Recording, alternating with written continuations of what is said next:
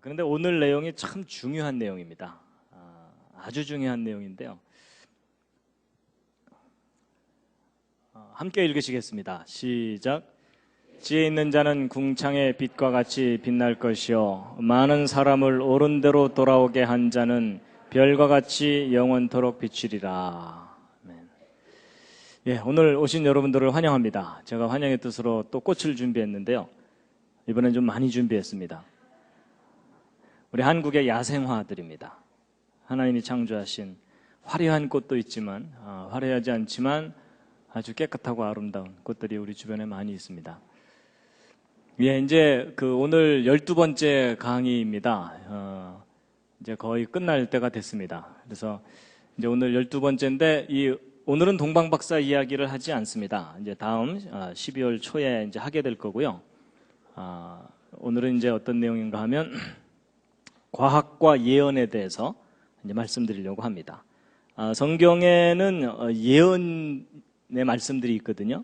이제 그 예언의 말씀을 과학적으로 밝혀내고 하나님이 하신 일들을 드러내는 이제 그런 내용인데요. 그래서 역사를 주관하시는 여호와 하나님에 대해서 이제 함께 공부하는 시간이 되겠습니다. 자, 이사야서 41장 말씀인데 함께 한번 읽으시겠습니다. 시작.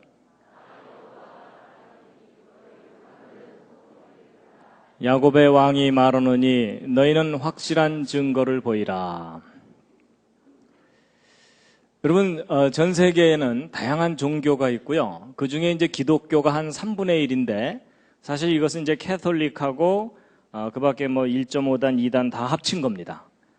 그래서 이제 정말 천국에서 함께 만나게 될 사람들은 전 세계 인구 중에 그리 많지 않습니다. 이제 오늘 아주 근본적이고 중요한 두 가지 질문에 대해서 함께 이제 생각해 볼 텐데요. 첫 번째 질문은 왜 여호와 하나님만이 유일한 신이신가 하는 겁니다. 이미 오늘 여기 오신 분들은 그렇게 믿고 계실 겁니다. 그렇죠?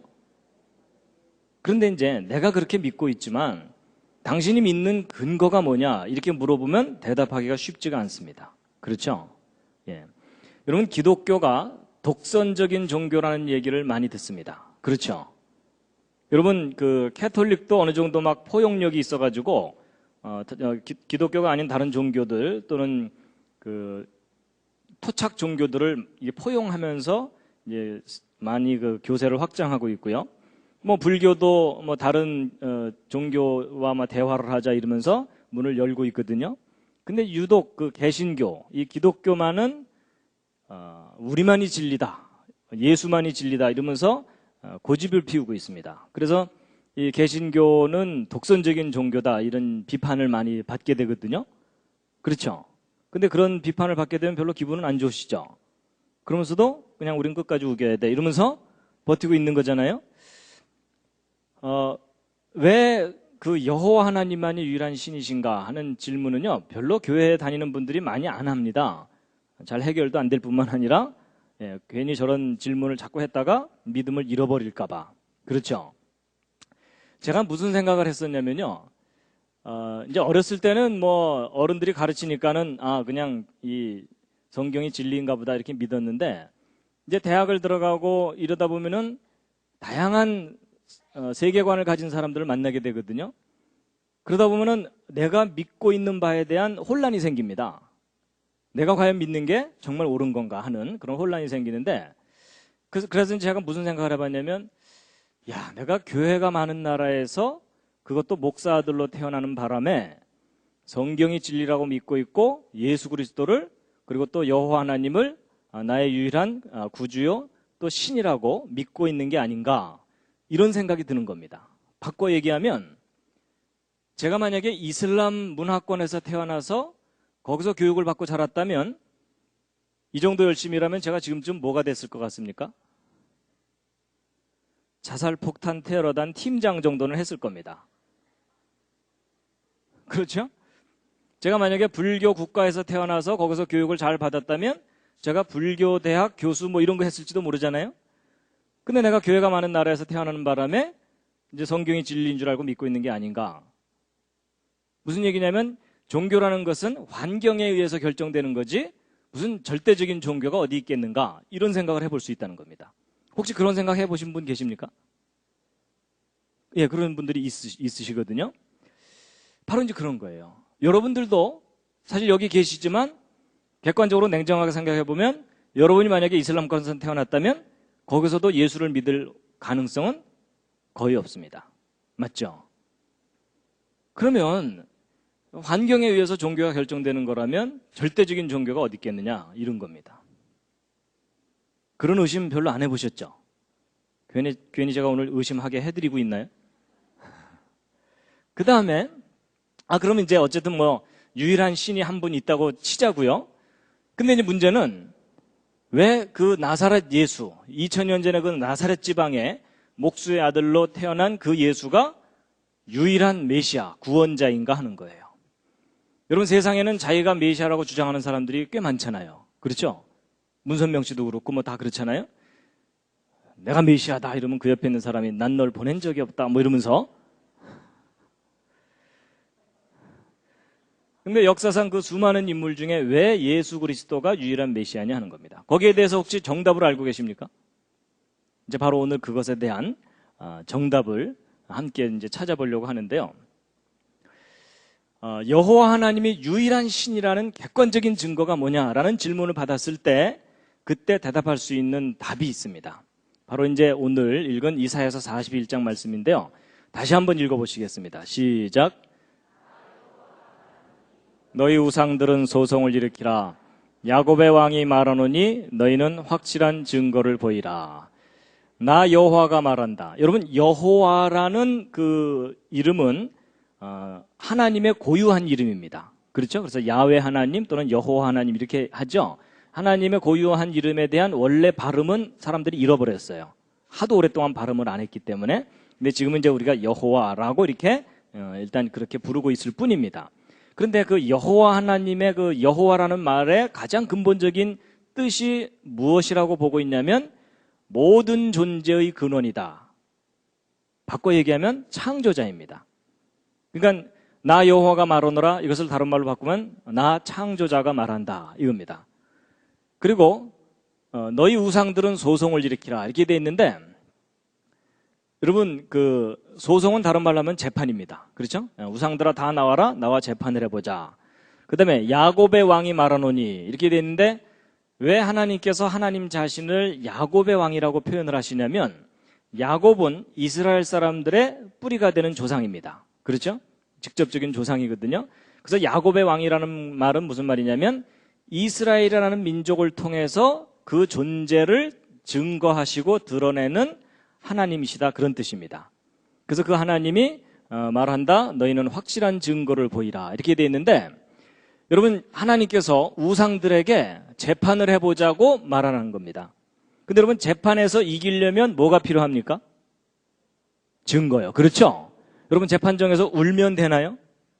아닙니다. 심하게 울면 법정 소란죄가 추가됩니다. 그래서 여러분 재판에서 이기려면 결정적인 증거가 필요합니다. 그렇죠?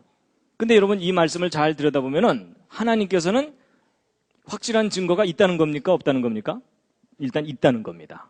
근데 그 증거가 무엇인지를 우리가 좀 알아야 되겠죠? 누가 진짜 신인지에 대한 증거를 내가 갖고 있다 이렇게 말씀하시니까요. 뭐일 것 같습니까? 이제 그 다음 구절이 참 중요한데요. 함께 읽으시겠습니다. 시작. 또 이전 일에 어떠한 것도 고하라. 우리가 연구하여 그 결국을 알리라. 여러분 미래에 일어날 일을 우리에게 얘기해봐라. 여러분 미래에 일어날 일을 미리 얘기하는 걸 뭐라 그러죠? 그게 예언입니다. 그리고 과거 일이 어땠는지도 말해봐라. 여러분 과거에 일어났던 일을 정확하게 진술하는 것을 뭐라 그러냐면 역사라고 얘기합니다. 그러니까 예언해봐라, 역사를 확인해봐라. 그걸 연구하면 결론을 얻게 될 것이다. 이렇게 돼 있습니다. 그럼 여러분 정리해보면 여호와 하나님이 유일한 신이시라는 객관적인 증거가 뭐라는 겁니까? 두 단어입니다. 예언과 역사입니다. 그래서 여러분 누군가가 여러분한테 당신이 믿는 그 여호와 하나님이 유일한 신이라는 객관적인 증거가 뭐냐 이렇게 누군가가 질문을 했다면 여러분이 그때 뭐라고 대답하시면 된다는 겁니까? 예언과 역사가 그 증거다라고 대답하시면 됩니다. 왜냐하면 이건 하나님 말씀이거든요.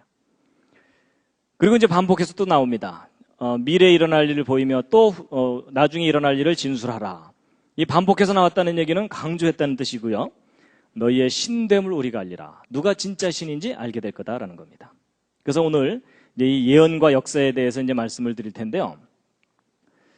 근데 이제 보통 신앙생활을 하면서 예언이나 이런 부분에 대해서는 사람들이 조심합니다. 왜냐하면 예언을 잘못 해석하고 잘못 적용했다가는 어떤 결과가 나오죠? 1.5단, 2단 이런 게 많이 생깁니다. 그렇죠? 그래서 예언은 임의로 풀어야 되는 게 아니라 객관적인 근거를 갖고 정확하게 그 예언을 해석하고 이해해야만 잘못된 길로 빠지지 않게 됩니다. 그래서 이제 오늘 예언에 대해서 이제 말씀을 드릴 텐데요. 예언이라는 게 도대체 무슨 의미가 있는 건가를 좀 설명드리기 위해서 예를 하나 들어드리면요. 옆에 청년이신가요? 아니면 결혼하셨나요? 아직 안 하셨습니까? 예. 제가 예를 들어도 되겠습니까? 예. 아직 안 하셨죠, 결혼요? 예. 여러분, 제가 이제 오늘 이제 지난 12주 동안에 이제 강의를 일단락 짓는 날이기 때문에 이제 기념으로 제가 예언을 하나 해도 되겠습니까? 아니, 뭐 예언이라는 것이 미래에 일어날 일을 미리 얘기하는 거니까, 예. 괜찮겠습니까? 예. 그럼 제가 이제 예언을 하나 하겠습니다. 저 형제한테요. 형제님, 언젠간 결혼하실 겁니다. 예언 끝. 아니, 어쨌든 미래에 일어날 일을 얘기한 거잖아요. 그렇죠? 하여튼 제가 이렇게 예언을 했어요. 근데 이제 나중에 저 형제가 결혼을 하게 됐어요. 결혼하는 날 너무 기뻐하면서 그때 그 예언이 맞았어요. 이러면서 저를 한번 찾아올까요? 안 찾아올까요? 그렇게 막연한 예언이 맞는 것을 기뻐하면서 찾아올 일은 없죠? 그렇죠? 예. 그래서 이제 안 찾아올 거예요. 근데 제가 만약에 이제 저 형제에게 예언을 하기를 2000 몇 년 몇 월 며칠. 여러분 보통 결혼 날짜 맞추는 거 쉽습니까? 어렵습니까? 어렵죠. 그렇죠? 장소는 백악관 잔디바답. 일단 기분 좋아지시죠? 주례는 조지 W. 부시. 별로 안 좋아하시나요? 어쨌든. 그리고서 그날 뭐 기도는 뭐 영국 수상이 하고 뭐 이런 식으로 제가 말도 안 되는 각국 중요한 그 정상들을 그 결혼식에 다 참석시키는데 한 10명을 제가 이름을 정확하게 거론을 했다고 치자고요. 그런 일이 일어나겠습니까? 일단 안 일어나겠죠? 그래서 이제 저 형제가 이제 그다음부터는 제 말을 주의 깊게 안 듣는 거예요. 그리고 이제 그날, 결혼식 하는 날, 아프리카 어느 나라에서 제3차 세계대전이 벌어질 거다. 뭐 이런 얘기를 했어요. 전혀 안 믿겠죠? 그래서 황당한 예언이 다 있다. 그래서 지나갔어요. 지나갔는데 정말 저 형제가 결혼하게 된 그날이 제가 예언한 그날이고 그날 주례 조지 W. 부시가 와서 주례하고 제가 말한 그 모든 게 정확하게 다 이루어진다. 그 정도 되면 이제 저 형제가 저를 한번 찾아오겠습니까? 안 찾아오겠습니까? 그 정도 되면 한 번은 찾아오겠죠. 그렇죠? 그럼 그때부터 제가 뭘 할 수 있겠습니까? 교주를 할 수가 있습니다. 여러분 얼마나 많은 정치가들이 일단 돈을 싸들고 저한테 오겠습니까? 그렇죠? 여러분 이게 무슨 얘기냐면 막연한 예언이 막연하게 맞는 건 의미가 없어요. 근데 그 예언이 구체적일수록 그리고 그 예언의 스케일이 크면 클수록 그 예언이 정확하게 이루어진다는 것은 거의 불가능한 일인데 정말 그 예언이 이루어질 수 있게 하려면 능력이 있어야 돼요. 맞죠? 여러분 제가 아까 그 말한 그 예언이 다 이루어지게 하려면 제가 막 전 세계에 있는 모든 정치가들을 다 주무를 수 있을 정도의 능력이 있어야 되고 또 여러분 세계대전이 일어나게 하려면 그 정도 능력 갖고는 안 되고 전 세계를 좌우할 수 있을 정도의 막강한 능력이 있어야 되거든요. 그런데 바로 하나님께서 그 얘기를 하시는 겁니다. 너희들에게 그런 능력이 있으면 그 증거를 갖고 와봐라. 그럼 너희가 진짜 신인 줄을 내가 인정하겠는데 너희는 그러지 못하는데 나는 그 일을 한다 라고 말씀하시는 겁니다. 그러니까 여러분 여호와 하나님이 유일한 신이라는 객관적인 증거는 예언과 역사입니다. 그래서 여러분 예를 들어 하나님께서 어떤 예언자를 통해서 미래에 이러이러한 종류의 사건들이 정확하게 이때 일어날 거다라고 예언을 하셨어요. 근데 이제 역사가 흘러가면서 이제 사건이 뻥뻥 터질 때마다 사람들은 막 긴장을 하면서 정신없이 지나가요. 근데 지나고 난 다음에 역사를 싹 정리해 놓고 예언도 싹 정리해 놓고 난 다음에 그 둘을 쫙 비교해 봤더니 정확하게 맞더라. 그럼 결론이 뭡니까? 오 마이 갓. 이렇게 된다는 겁니다. 이해가 되시죠? 예, 바로 이제 오늘 이 얘기를 이제 할 건데요. 근데 여러분 성경에 기록되어 있는 예언이 역사 속에서 정확하게 맞았는지를 확인을 하려면 가장 기본적인 연구가 뭐냐면 연대기 연구라는 겁니다. 좀 골치 아프지만 이 연대기 연구라는 게 뭐냐면 역사 속의 어떤 사건들에 대한 정확한 연대를 밝혀내는 일입니다. 그게 정확하게 돼 있어야만 예언이 제대로 맞았는지 확인할 수가 있거든요. 근데 이게 결코 쉬운 일이 아닙니다. 그렇지만 이제 이걸 정확하게 해야 되는데 특히 이제 성경 연대기 연구가 왜 중요하냐면 여호와 하나님께서 역사를 주관하신다는 객관적인 증거가 확인이 됩니다. 그리고 특히 예수 그리스도가 메시아라는 것에 대한 객관적인 증거가 확인이 됩니다. 그래서 여러분 여기 있는 이 표는요, 대충 그린 표가 아니고 성경 속의 사건을 아주 정확하게 과학적으로 검증을 해서 작성한 표입니다. 성경 역사를. 그리고 이제 특히 그 사울, 다윗, 솔로몬 이후의 그 분열왕국 시대의 연대도 이렇게 다 정리를 한 건데요. 여러분 보통 그 성경 읽다가 그 열왕기서나 이런 거 읽다가 남유다왕 몇 년에 북이스라엘왕 몇 년 뭐 이런 식으로 막 나오면은 거의 성경 덮어버리고 싶으시죠, 그렇죠? 그래서 여러분 이런 표 옆에다가 딱 놓고서 성경을 읽으면 성경이 훨씬 머릿속에 잘 그려집니다. 나중에 기회가 되면 잘 만들어진 거 보내드리겠습니다. 그래서 여러분 이 연대기 연구가 제대로 반듯하게 돼 있지 않으면 역사도 예언도 그냥 제멋대로 자기 엿장수 마음대로 해석을 하게 돼 있는데 연대기 연구가 반듯하게 제대로 돼 있으면 역사와 예언을 정확하게 해석하고 이해할 수가 있게 됩니다. 그만큼 이제 연대기 연구가 중요한데 그런데 여러분 연대기 연구가 제대로 안 돼 있으면요 그 예언이 막 이렇게 부정확하게 맞으면 사람들이 신뢰하지를 않게 됩니다. 그래서 이제 이 예언과 역사가 정확하게 이렇게 맞아야만 우리가 객관적으로 신뢰할 수 있는데 근데 이런 연대기 연구를 정확하게 하기 위해서 뭐가 필요하냐면 과학적인 연구가 필요합니다. 특히 천문학과 역법과 컴퓨터가 필요한데 여러분 시편 19편 1절에 함께 읽으시겠습니다. 시작.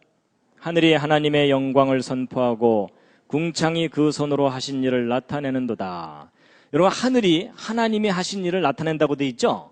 그럼 우리는 보통 이제 하늘에 있는 별들이 하나님께서 창조하신 걸 나타내는 건가 보다 이렇게 보통 그렇게 생각하잖아요. 근데 아닙니다. 이제 오늘 이야기를 들어보시면 알지만 여러분 하나님께서 해와 달과 별들을 만드신 이유가 뭐냐면 하나님께서 역사를 섭리하신다는 증거로 삼기 위해서 만드신 겁니다. 그래서 여러분 창세기 1장 14절을 보면 하나님께서 넷째 날 창조 넷째 날 해와 달과 별들을 만드시면서 그 만드신 첫 번째 목적으로 징조 이렇게 말씀하셨거든요. 그래서 하나님께서 역사 속에서 어떤 특별한 사건을 일으키실 때 하늘에 징조를 두셔가지고 사람들로 하여금 미리 알게 하거나 하나님이 하신 일이라는 것을 알게 하셨습니다. 그게 이제 해와 달과 별들을 만드신 첫 번째 목적입니다. 그래서요 예레미야서 31장을 보면은 조금 이해하기 좀 어렵지만 중요한 말씀이 나오는데요. 함께 한번 읽으시겠습니다. 시작. 나 여호와는 해를 낮의 빛으로 주었고 달과 별들을 밤의 빛으로 규정하였고 바다를 격동시켜 그 파도로 소리치게 하나니 내 이름은 만군의 여호와니라 내가 말하노라. 이 규정이 내 앞에서 패할진대 이스라엘 자손도 내 앞에서 패함을 입어 영영이 나라가 되지 못하리라. 자 여러분 이 말씀이 무슨 뜻이냐면요. 여러분 이스라엘 자손을 내 앞에서 패한다 이렇게 되어 있는데 여러분 아까 언뜻 말씀드린 대로 이스라엘이라는 민족은 왜 하나님께서 이스라엘 민족을 택하셨냐면 이스라엘 민족을 통해서 하나님이 존재하신다는 것을 증거로 삼기 위해서 택하셨거든요. 그럼 이스라엘을 없앤다는 얘기는 하나님이 존재하신다는 증거를 없앤다는 뜻입니다. 그런데 그게 마치 뭐하고 똑같으냐면 이 해와 달과 별들의 규정을 폐하는 것과 똑같다는 겁니다. 그러니까 거꾸로 이 해와 달과 별들의 규정을 폐하는 것은 이스라엘을 폐하는 것과 똑같다 그랬으니까 결국 하나님이 존재하신다는 증거라는 뜻입니다. 그러면 이제 이 해와 달과 별들이 하나님이 존재하신다는 증거와 무슨 관계가 있는 것인가 하는 건데 여러분 그 역사학자들이 나름대로 과거의 기록에 근거해서 역사를 정확하게 정리하려고 애를 써도 역사가 정확하게 정리되지 않는 경우들이 있습니다. 예를 들면 여러분 이스라엘 왕조 중에 이 녹색으로 된 연두색으로 된 요것이 남유다 왕조거든요. 근데 그 남유다 왕조에서 아마샤 왕과 우시야 왕이 공동으로 통치했던 기간이 있습니다.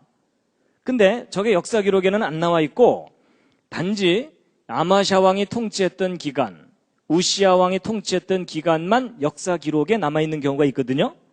그러면 역사학자들은 단 기록에만 의존하기 때문에 이 두 연대를 더해버립니다.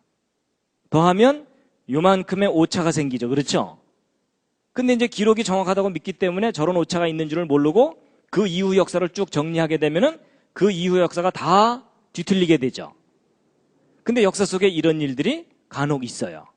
그러면 이 역사가 잘못 정리되어 있는 줄도 모르고 역사를 정리하다 보면은 성경이 틀려 보이는 경우가 있습니다. 그래서 이런 식으로 이제 역사를 잘못 정리해 놓고 나면 예를 들어 이런 게 있어요. 여러분 그 에스더서 알죠? 에스더가 그 아하수에로 왕 앞에 목숨을 걸고 나가서 자기 민족을 살려달라고 애원을 하는지 나가잖아요. 근데 역사가 저렇게 잘못 정리되어 있는 줄도 모르고 그냥 기존의 역사 기록을 그대로 믿고서 연구하던 학자들이 이상한 걸 발견했어요. 저렇게 잘못 정리된 역사를 이렇게 들여다봤더니 에스더가 아하수아랑 앞에 나갔을 때의 나이가 환갑이 넘어요.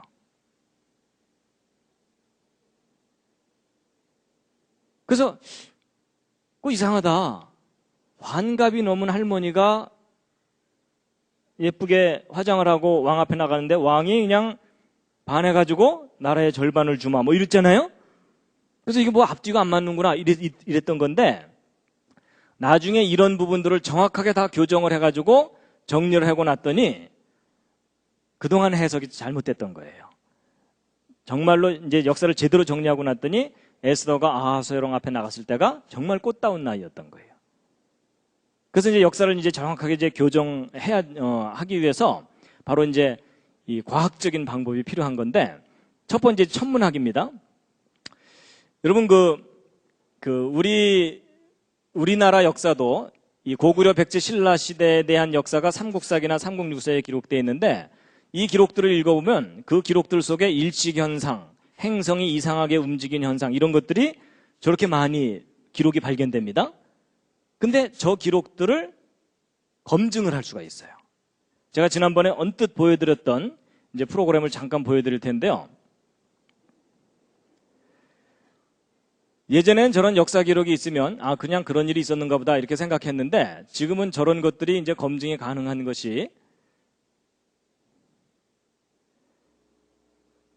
이 컴퓨터 프로그램이 개발이 돼가지고 여러분 이게 지금 한국에서 지금 이제 해가 졌죠? 이게 어두운 이제 밤입니다 여기가. 한국에서 하늘을 바라봤을 때 하늘의 별들의 모습을 실시간으로 볼 수 있는 이제 컴퓨터 프로그램입니다. 그래서 지금 현재 하늘의 별자리들이 이렇게 이제 존재하고 있거든요. 근데 이것을 이제 실시간으로 이렇게 움직여 볼 수가 있습니다.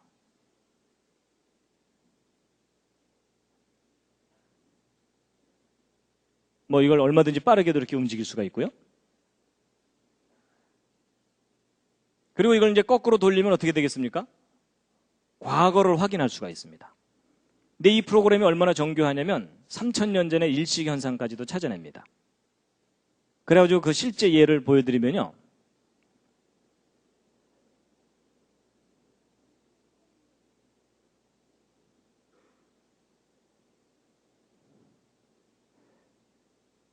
여러분 여기 보시면 BC 585년 5월 28일 날 지금 현재 터키 지방이에요. 터키 지방에서 리디아하고 이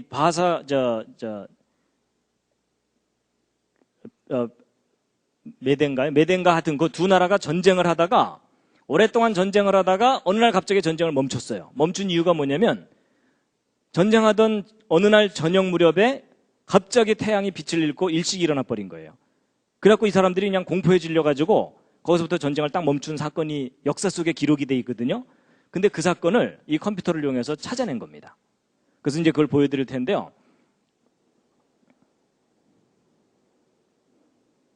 이게 바로 이제 그날입니다. 여기 보시면은 BC 585년 5월 28일 그날 여기 지금 이 노란색이 태양이고요. 여기 파란색이 달입니다. 이제 그날 저녁 무렵에 이 태양과 달이 같이 나란히 만난 거예요. 그래서 이제 일식이 일어나기 직전인데 저 상태에서는 일식이 일어날지 아무도 몰라요. 왜냐하면 태양이 너무 밝으니까. 그런데 이제 이게 시간이 지나가면서 일식 현상이 나타나는데 저녁 무렵입니다. 저녁 무렵 여기서 좀 천천히 가겠습니다.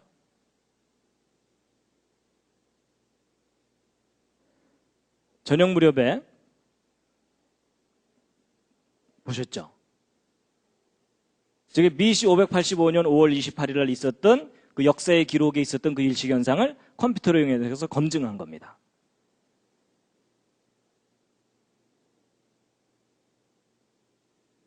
그래서 여러분 이게 무슨 뜻이냐면 예전에는 대충 BC 585년쯤 이렇게 역사를 얘기하다가 여러분 저런 사건은 지금 현재로부터 정확하게 몇 년, 몇 월, 며칠 전 어느 장소에서 일식현상이 있었다 이걸 찾아내는 거예요.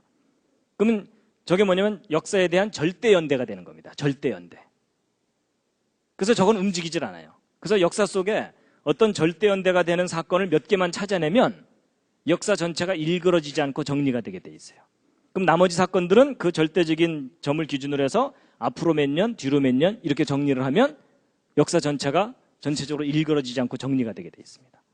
근데 이게 컴퓨터가 개발되기 전까지는 불가능한 일이었어요. 왜냐하면 저거 하나 계산하려면 어떤 한 사람이 평생 계산해도 안 돼요. 숨 넘어가면서 아들한테 얘야 너도 뭐 이래야 돼요. 근데 오늘날은 개인용 컴퓨터로도 저게 다 검증이 됩니다. 원리를 이해하시겠죠? 그래가지고 바로 이런 방법을 이용해서 성경 속에 나타난 어떤 사건들에 대해서 절대적인 연대들을 찾아내기 시작했어요. 그러고 나서 성경 역사를 다시 정리해봤더니 그동안 삐뚤빼뚤하게 잘못 정리했던 역사들이 많이 오류가 다 이제 회복이 된 겁니다.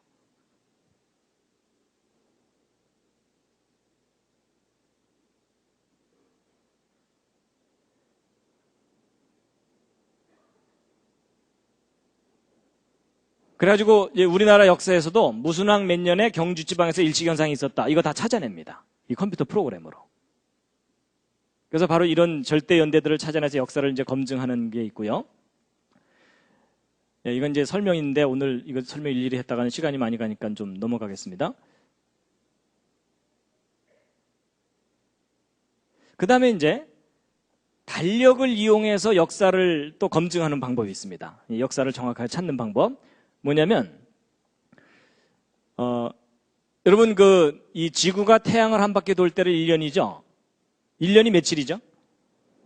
365일이죠? 근데 좀 더 정확하게 얘기하면 365일 동안 이 지구가 돌면요. 한 바퀴를 채 못 돌아요. 그래서 정확하게 1년은 얼마냐면 365일이 아니고 365.888 이렇게 됩니다.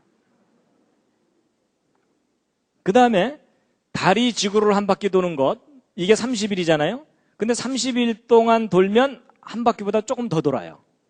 그래서 정확한 한 달은 30일이 아니고 29.888 이렇게 됩니다. 그래서 여러분 저게 핀트가 안 맞는 바람에 뭐 양력, 음력 우리 얼마나 헷갈려요. 그렇죠? 근데 이제 여러분은 그냥 저기에 적응해서 골치 아프지만 살고 계시잖아요? 근데 저 부분을 차분하게 생각해 보면 이상한 점이 있어요. 뭐냐면 여러분 분명히 하나님께서 저 태양과 달과 지구를 만드신 게 분명하다면 저 궤도나 이 주기 같은 것도 하나님이 다 정해 놓으신 거잖아요. 그렇죠? 근데 여러분 우리가 알기에 하나님은 정확한 분이라고 알고 있잖아요. 그럼 하나님께서 정확하게 365일로 딱 설계해서 만드실 수도 있죠. 근데 핀트가 안 맞은 거잖아요. 자, 그럼 여러분 대답해 보세요. 안 맞추신 걸까요? 못 맞추신 걸까요? 분위기상 안 맞추신 거라고 대답을 해야 될 것 같은 느낌이 드시죠? 혹시 못 맞추셨을까요? 잘 안 맞네 뭐 이러시면서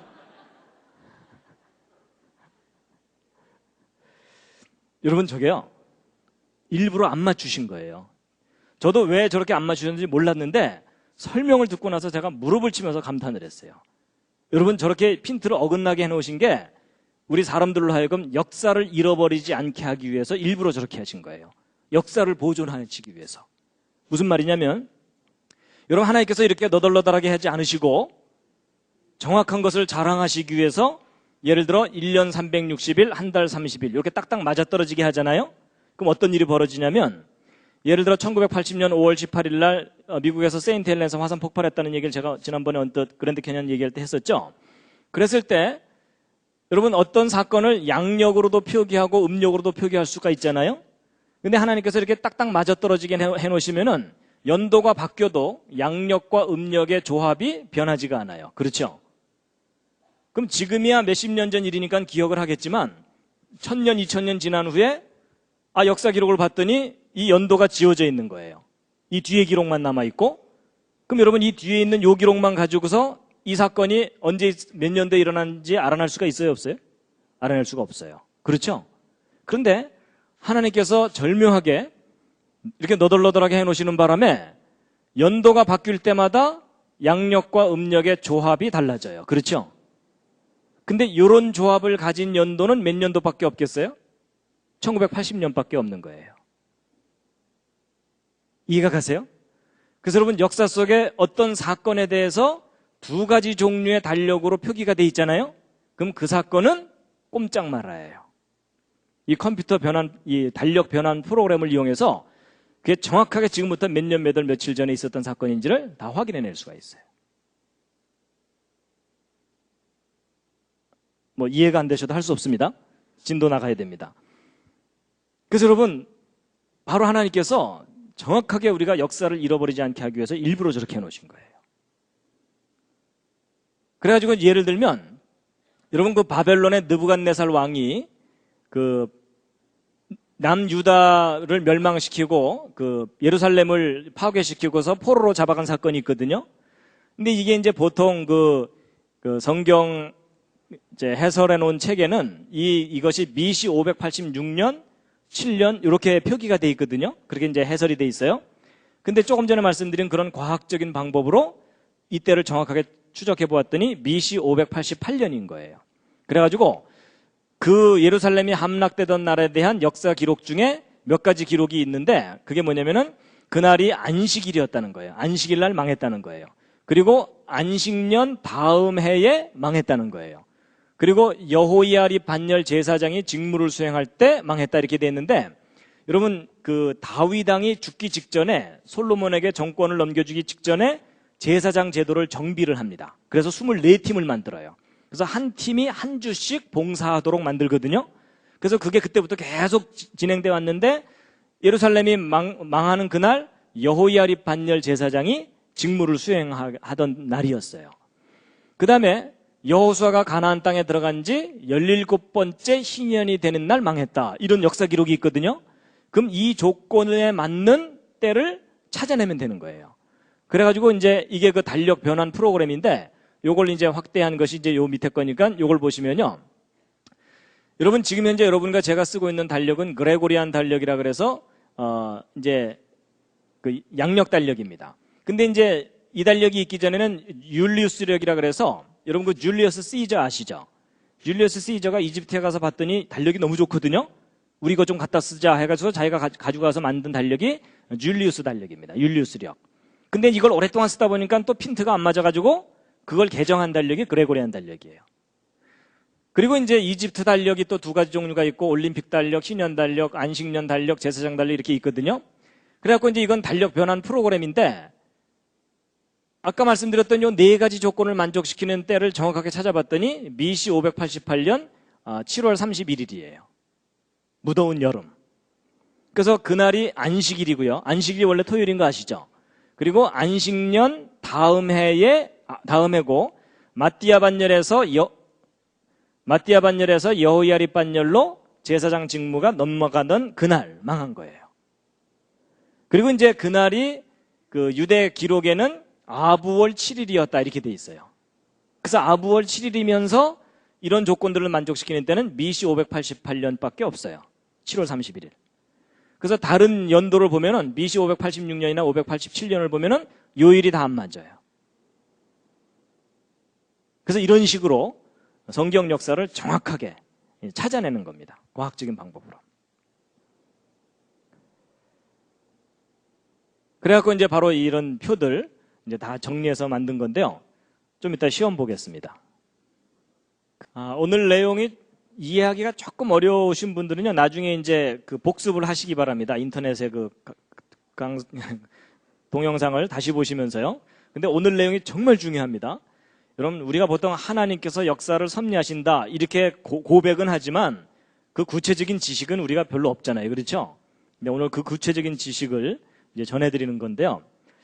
자, 이제 요나서와 예수 그리스도라는 제목의 그 증거를 하나 이제 소개해드리겠습니다. 여러분, 요나 선지자 아시죠? 예, 요나 선지자는 BC 763년에 이스라엘의 선지자였는데 그 당시 아시리아의 큰 성읍인 니느웨에 가서 회개를 외쳤던 선지자입니다. 그렇죠? 예. 자, 여러분, 이 요나서가 아주 중요한 이유가 있습니다. 마태복음을 보면 예수님께서 요나에 대해서 거듭해서 말씀을 하시는 내용이 나오는데요. 자, 일단 마태복음 12장에 있는 말씀 38절부터 40절까지 말씀 뭐라고 기록됐는지 한번 읽으시겠습니다. 시작. 그때 서기관과 바리새인 중 몇 사람이 말하되 선생님이여 우리에게 표적 보여주시기를 원하나이다. 예수께서 대답하여 가라사대 악하고 음란한 세대가 표적을 구하나 선지자 요나의 표적밖에는 보일 표적이 없느니라. 요나가 밤낮 사흘을 큰 물고기 뱃속에 있었던 것 같이 인자도 밤낮 사흘을 땅속에 있으리라. 여러분, 이 서기관과 바리새인들이면 그때 당시 유대 지도자들입니다. 그 지도자들이 예수님께 와가지고서 표적을 보여달라고 얘기를 하는데, 여러분, 이 표적은 기적이 아닙니다. 기적은 이미 예수님께서 막 눈먼 자들을 고치시고 많이 보여주셨어요. 그래서 이 사람들이 원하는 건 단순한 기적이 아니라 영어로 miraculous sign이라고 표현되는데 이게 뭐냐면 증거를 보여달라는 겁니다. 근데 무슨 증거를 보여달라는 거냐면 요점이 당신이 메시아냐, 메시아라면 메시아라는 증거를 내놔라, 그 얘기입니다. 왜냐하면 그때 사람들은 그게 제일 관심이 있는 부분이었거든요. 근데 거기에 대한 예수님의 대답을 한번 분석해 보시면, 자, 3단계로 대답을 해보세요. 일단 예수님에게 메시아라는 증거가 있다는 겁니까? 없다는 겁니까? 일단 있다는 거예요. 맞죠? 근데 그 증거가 뭐라는 겁니까? 요나의 표적이라는 거죠? 근데 한 가지 더. 요나의 표적 말고도 있다는 겁니까? 요나의 표적 밖에는 없다는 겁니까? 예수님의 대답이 요나의 표적 밖에는 없다고 말씀하셨죠? 그럼 여러분, 예수 그리스도가 메시아라는 증거는 뭐밖에 없는 거예요? 요나의 표적밖에? 그런데 그러면 좀 이상한 게 있어요. 여러분, 뭐 이사야서나 시편이나 이런 데 보면은 메시아에 대한 예언이 많이 있잖아요. 그렇죠? 그럼 그것은 예수님의 메시아라는 것에 대한 증거가 아니라는 말이냐? 그게 아니고요. 여러분, 그 법정에 우리가 증거를 제출할 때 별로 중요하지 않은 증거들도 있지만 결정적인 증거라는 게 있죠. 그거 하나만 내밀면 모든 재판이 끝나는 결정적인 증거라는 거 있죠? 여기서 이야기하는 증거는 그 결정적인 증거를 의미합니다. 그러니까 예수 그리스도가 메시아라는 결정적인 증거는 무엇밖에 없다고요? 요나의 표적밖에는 없다는 거예요. 그럼 여러분, 누군가가 여러분한테 당신이 예수를 메시아라고 믿는 객관적인 증거가 뭐냐, 그리고 결정적인 증거가 뭐냐라고 물어보면 여러분 뭐라고 대답하시면 된다는 겁니까? 요나의 표적이 예수 그리스도가 메시아라는 결정적인 증거다라고 대답하시면 되는데, 문제는 내용을 알아야 그 다음 말을 대답하죠. 그렇죠? 그래서 오늘 이제 왜 요나의 표적이 예수님이 메시아라는 결정적인 증거인지에 대해서 이제 알려드릴 텐데요. 보세요. 여러분, 이 요나의 표적에 관한 내용이요, 마태복음 12장에만 나오는 게 아니라 마태복음 16장에도 또 나와요. 또 나오는데 바리새인과 사두개인들이 또 하늘로서부터는 증거를 보여달라 이렇게 얘기했더니 예수님께서 여기도 보세요. 요나의 표적밖에는 보여줄 표적이 없다고 돼 있어요. 여러분, 이 부분이 중요한 게 왜 그러냐면, 여러분, 복음서라는 것은 예수님이 하신 그 수많은 내용 중에 정말 중요한 것만 간추린 거예요. 맞죠? 근데 그렇게 간추린 내용 중에서도 연거푸 똑같은 주제가 2번이나 나왔죠. 그 얘기는 뭐냐면 정말 중요하니까 2번이나 나오는 거예요. 여러분 같은 사건이 서로 다른 복음서에 겹쳐서 나오는 경우는 많아요. 그렇죠? 근데 거의 동일한 사건이 같은 복음서 내에 2번 나오는 일은 아주 드물어요. 그 중에 하나가 요나의 표적 얘기예요. 더군다나 제가 지난번에 언뜻 말씀드린 것처럼 마태복음은 누구를 위한 복음서냐면 유대인들을 위한 거예요. 근데 유대인들의 최대의 관심사는 뭐예요? 메시아예요. 그렇죠? 그래서 요나의 표적 얘기가 여기에 연거푸 2번이나 나오면서 내가 메시아라는 결정적인 증거는 요나의 표적이다라는 거예요. 그러니까 여러분 아무래도 요나의 표적에 대해서 우리가 좀 알아야 되겠죠? 그러려면 뭘 연구해야 됩니까? 요나서를. 그래서 이제 요나서를 연구해야 되는데 여러분 요나서가 꽤 길죠? 예, 여기서 또 말없이 고개를 끄덕끄덕 하시는 분들은 약간 문제가 있습니다. 여러분 요나서 너무 짧습니다. 잠깐 앉아서 보면 읽을 수 있을 정도로 아주 짧아요. 예. 근데 내용이 참 재미있어요. 그래서 이제 오늘 요나서를 좀 요약해서 좀 그 줄거리를 말씀드릴 텐데요. 자, 일단 1절, 2절 함께 읽으시겠습니다. 시작. 여호와의 말씀이 아미떼의 아들 요나에게 임하니라. 이르시되 너는 일어나 저 큰 성읍 니느웨로 가서 그것을 쳐서 외치라. 그 악독이 내 앞에 상달하였음이니라 하시니라. 여러분 요나에게 니느웨로 가서 회개를 외쳐라 하고 일로 이제 가라고 보내요. 근데 여러분 요나가 가나요 안 가나요? 안 가고 딴 데로 도망가죠? 그래서 이제 요나가 이제 도망을 가는데 여기 보시면은 다시스로 도망가려고 욥바라는 곳으로 내려가서 배를 탄다 이렇게 나와 있어요. 그래서 여러분 그 요나는 이 북이스라엘의 선지자였기 때문에 사마리아 뭐 근처에서 활동을 했을 텐데 어쨌든 이제 도망가려고 바닷가 쪽으로 욥바라는 곳으로 갑니다. 그래서 이제 욥바라는 곳으로 가게 되는데 다시스로 도망간다 그랬죠. 여러분 저는요 다시스가 어딘지 몰랐었거든요. 그래갖고 아마 이제 하나님께서 니느웨를 가라 그랬더니 다시스가 여기쯤 되는 줄 알았어요. 근데 제가 다시스가 어딘지를 알고 나서 이 요나서는 거의 코미디구나 이걸 제가 알게 됐어요. 그럼 다시스가 어딘지 아세요? 그 다시스가 오늘날의 스페인이에요. 이건 코미디예요. 예를 들어 여기 분당에 계신 분들한테 여기 수서 쪽에 좀 심부름을 보냈더니 어디까지 도망간 거예요? 저 부산까지 도망간 거예요. 그렇죠?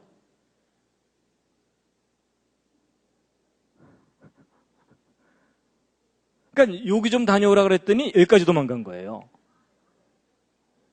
경을 칠 놈이죠. 그렇죠? 그러니까 여러분 아주 웃기는 상황인 거예요, 저게. 그래서 보통 그 사람들이 그러잖아요. 요나가 하나님의 명령을 어기고 도망갔기 때문에 요나가 참 아주 나쁜 선지자인 것처럼 얘기하죠. 저도 사실 예전에는 그렇게 생각하다가 요나의 입장을 이해하고 났더니 제가 요나가 이해가 되더라고요.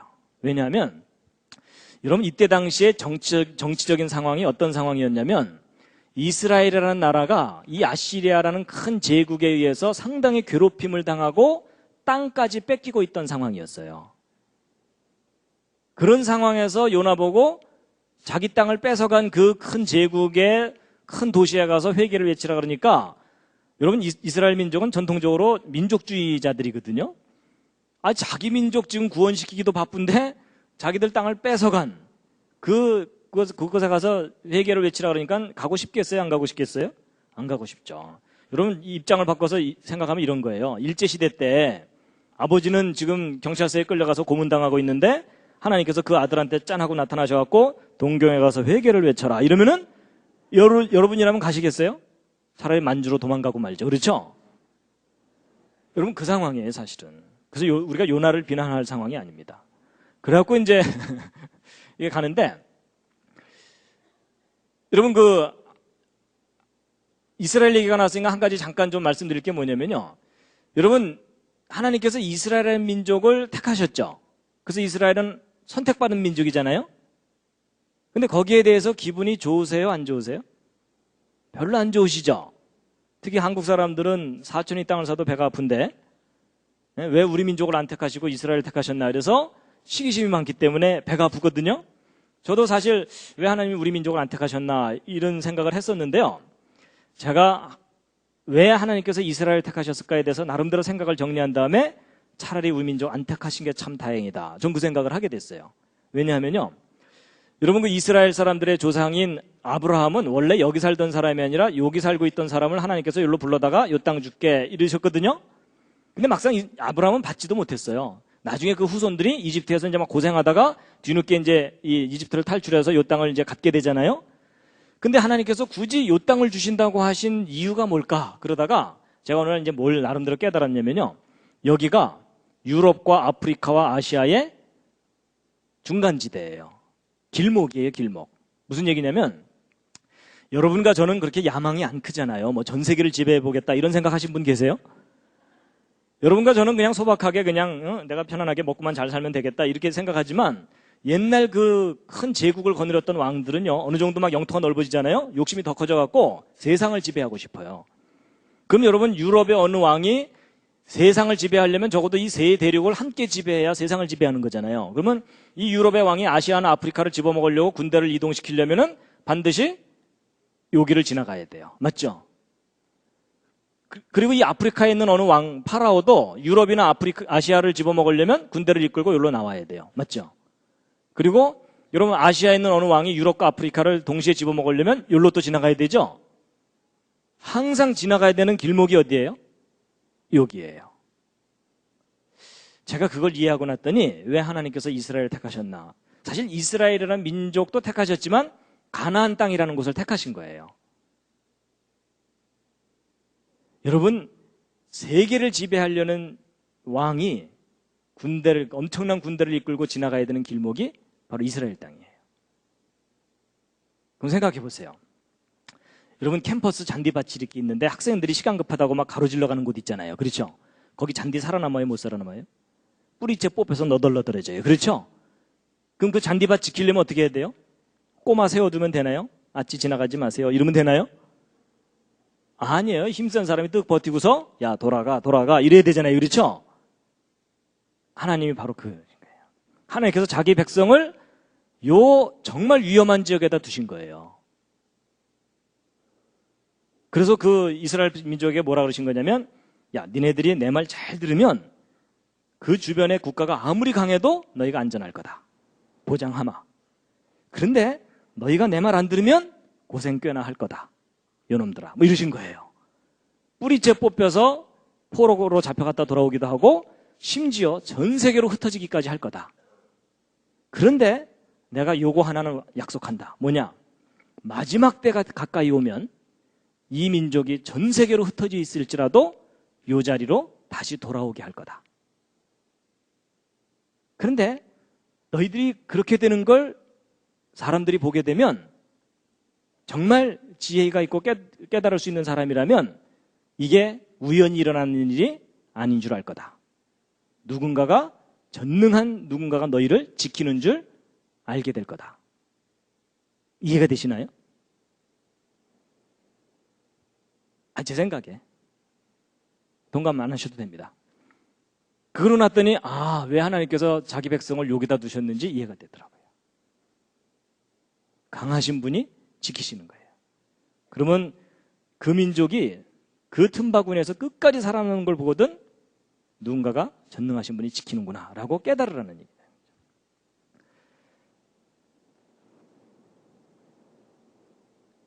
근데 바로 이제 아시리아도 마찬가지예요. 아시리아도 나중에 이집트를 점령을 하거든요. 근데 여러분 이집트를 점령하려면 군대를 이끌고 일로 지나가야 돼요. 어떤 분이 일로 지나가야 된다 그랬더니 일로 돌아가면 되잖아요. 이러는데 여러분 여기는 완전히 사막인 거 아시죠?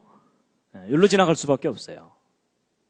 근데 여러분 요 길목에 있는 조그만 민족 하나가 딱 하면서 통행세네 이러면은 얼마나 얄미워요. 그렇죠? 그래서 여러분 그 아시리아의 경우도 이집트를 점령하기 위해서 왜냐하면 이집트의 나일강을 따라서 엄청난 식량이 있거든요. 이 식량이 있으면 전 세계를 지배할 식량이 생기거든요. 그러니까 여기로 이제 가는데 여기 딱 길목에 버티고 있으니까 여기를 강하게 압제를 해야 되는 상황이에요. 그런 상황에서 이제 막 땅도 뺏어가고 막 그랬던 상황인데 이제 그 상황에서 이제 요나 보고 가라 그랬더니 도망간 거죠. 근데 요나가 성공하나요? 실패하나요? 실패합니다. 그리고 이제 여러분 이제 그 스토리는 대략 아시니까요. 요점만 말씀드리면 하나님께서 이제 배 타고 도망가는 요나를 이제 큰 풍랑을 일으키셔갖고 배를 파손시킬 정도까지 합니다. 근데 사공들은 두려워갖고서 이제 막 물건들 버리고서 막 살려달라고 난리를 치고 있는데 요나는 배 밑에 내려가서 쿨쿨 자고 있어요. 그래갖고 선장이 이제 화가 나서 이제 너 어떻게 된 거냐 뭐 이렇게 물어보거든요. 이제 그래가지고 그래도 해결이 안 되니까 이제 그 사람들이 야 우리 제비를 뽑자. 여러분 제비를 뽑는다는 말은 재판을 한다는 뜻입니다. 그 책임이 누구한테 있는지 확인하는 거거든요. 그랬더니 누구한테 당했어요? 요나가 걸렸죠? 이걸 뭐라고 표현해요? 딱 걸렸다고 표현해요. 그래서 요나가 딱 걸렸어요. 그래갖고 이제 잡아다가 너 어떻게 된 거냐 이렇게 물어봤더니 내가 지금 하나님을 경외하는 사람인데 하나님의 명령을 어기고 좀 도망가는 중이다. 이랬더니 이제 이 사람들이 정말 두려워하는 거예요. 두려워하는데 그래도 해결이 안 되잖아요. 그러니까 이제 요나가 드디어 해결책을 내놓습니다. 차라리 나를 들어서 바다에 던져 죽여라. 그럼 너희들이 구원을 받을 거다. 이랬더니 정말 바다에 던져버렸어요. 그래서 바다에 던졌더니 어떻게 됐어요? 풍랑이 곧 그쳐버렸죠? 근데 여러분 이 사건이 예수 그리스도에 대한 예언적인 사건입니다. 여러분 이때 바다에서 일어났던 이 사건이 예수님 때하고 상황이 너무나 비슷해요. 여러분 요나 때의 이방인 선장은 예수 그리스도 때의 총독 빌라도를 생각하게 하고 그 다음에 요나는 그때 당시 히브리인으로서 배에 탔잖아요. 근데 예수 그리스도께서도 히브리인의 혈통으로 태어나셨죠. 그렇죠? 그래서 히브리인의 혈통으로서 로마 제국이라는 배를 타고 있었어요. 그리고 제비뽑기를 했는데 이 제비뽑기는 재판이라 그랬죠. 그래서 예수님이 재판을 받으시는데 바다에 던져지게 된다는 것은 십자가에 처형을 당해서 죽임을 당한다는 뜻이에요. 그랬더니 결론이 어떻게 됐어요? 요나 때에는 폭풍이 그쳤지만 예수님 때에는 세상이 구원을 받게 돼요. 뭔가 닮았죠? 이게 무슨 얘기냐면 이 배에서 있었던 상황을 가지고 예수님 때에 일어날 그 중요한 주제를 예언을 하신 거예요. 그래서 여러분 이때 이방인 선장하고 총독 빌라도의 닮은 점이 뭔지 아세요? 둘 다 사형권을 갖고 있는 존재예요. 여러분 로마 제국이 식민지들을 다스릴 때 나름대로 자기들끼리 자체적으로 왕을 세워놨거든요. 왕이나 뭐 이런 존재들을 세워놨는데 그 대신 사형권을 안 줬어요. 사형권은 파견한 총독에게만 주었어요. 그래서 여러분 대제사장이 예수님을 잡아다가 죽이고 싶었는데 자기들은 권한이 없으니까 빌라도에게 끌고 간 이유가 바로 그거예요. 우리는 사형권이 없으니까 제발 이 예수 좀 죽여달라 하고서 끌고 가게 된 겁니다. 근데 여러분 배에 타면요 배가 출항하는 순간부터 선장은 사형권을 갖습니다. 즉결 처분권을 가져요. 닮았죠? 그래서 여러분 이런 것들을 뭐라 그러냐면 정황 증거라고 얘기해요. 이게 예수님이 메시아라는 결정적인 증거는 아직 아니에요. 이제 결정적인 증거는 나중에 말씀드릴 겁니다. 그래서 이제 하나님께서도 큰 물고기를 예비하셔갖고 이제 요나를 삼키게 했는데 요나가 3일 3야 동안 물고기 뱃속에 있었다가 돼 있는데 저건 예수님이 무덤에 들어있던 기간이 아닙니다. 무덤에 들어있던 기간은 3일보다 훨씬 짧아요. 그럼 저건 뭐냐? 예수님이 고난받으신 전체 기간을 의미해요. 어둠의 세력에게 순응했던 기간. 자, 그 다음에 이제 요나가 이제 물고기 뱃속에서 간절하게 기도하는 내용이 있는데 사실은 저게 제일 중요한 증거예요. 근데 요건 이제 맨 마지막에 하이라이트로 말씀드릴 거고요. 이제 그 다음 얘기를 일단 스토리를 말씀드리면은 이제 하나님께서 이제 물고기에게 명령을 하셔갖고 육지에 요나를 토해내는데 이게 지금 이제 나와갖고 휴 살았다 이러고 있는 장면입니다. 그래갖고 이제 3장 1절 2절 다시 한번 읽으시겠습니다. 시작.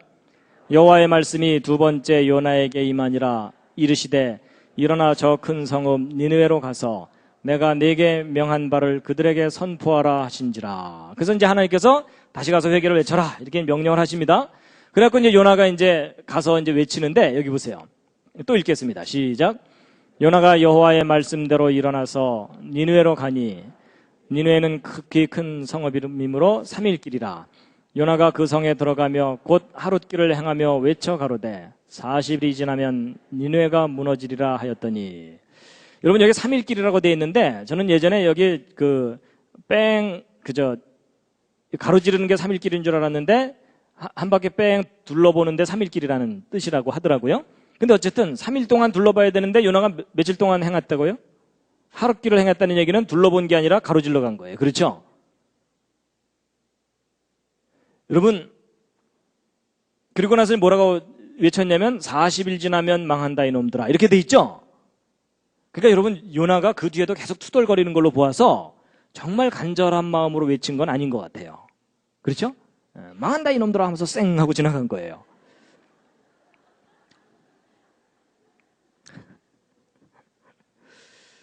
그런데 요나서의 두 번째 코미디가 나옵니다.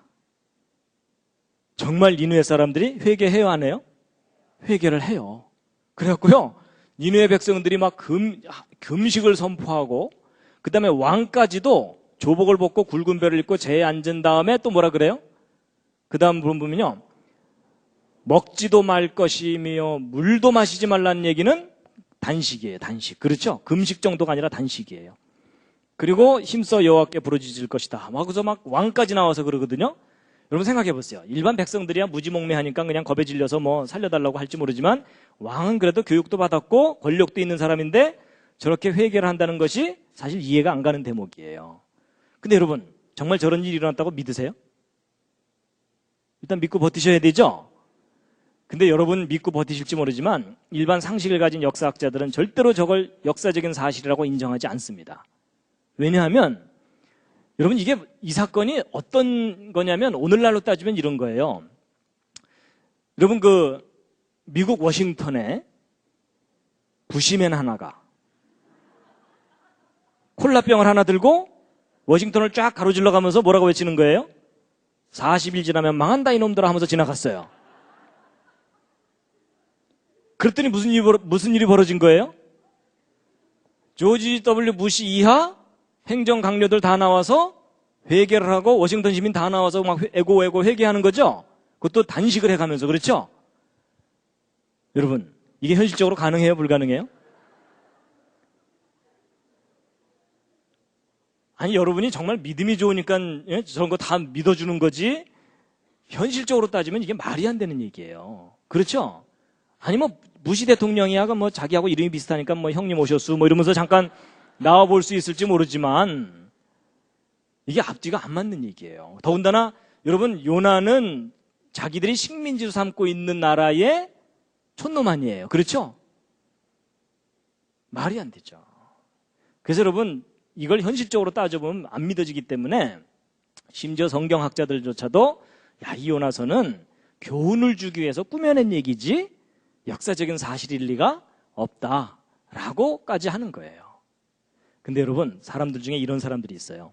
성경에 써 있다면 이게 분명히 사실일 거다라고 믿는 아주 고집센 사람들이 있어요. 근데 그 사람들 중에 좀 할 일 없는 사람들이 연구를 해봤어요. 분명히 성경에 써 있다면 이건 사실일 거다. 이래갖고 역사를 연구해보고 성경을 연구해봤더니 단서가 잡혔어요.